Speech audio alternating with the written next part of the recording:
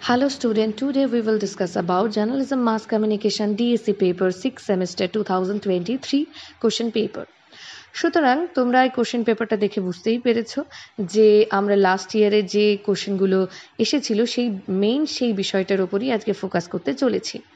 আমাদের গোটা কোশ্চেন পেপারটাই 3টে সেকশনে কিন্তু ভাগ করা হয়েছে, অর্থাৎ লাস্ট ইয়ারে যে কোশ্চেনটা 1, 2 এবং 3 3টে সেকশনে করা হয়েছিল।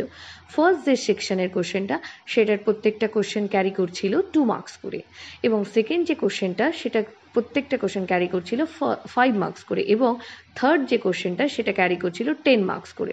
প্রত্যেকটা কোশ্চেনেই কিন্তু এক্সট্রা কোশ্চেন দেওয়া হয়েছে অ্যাটেন্ড করার জন্য। এবং যদি তোমরা গোটা সিলেবাসটা এবং কোশ্চেন পেপারটা লক্ষ্য করো, দেখবে এখানে বেশিরভাগ কোশ্চেনই তোমাদের পলিটিক্যাল সায়েন্স রিলেটেড অথবা হিস্ট্রি রিলেটেড।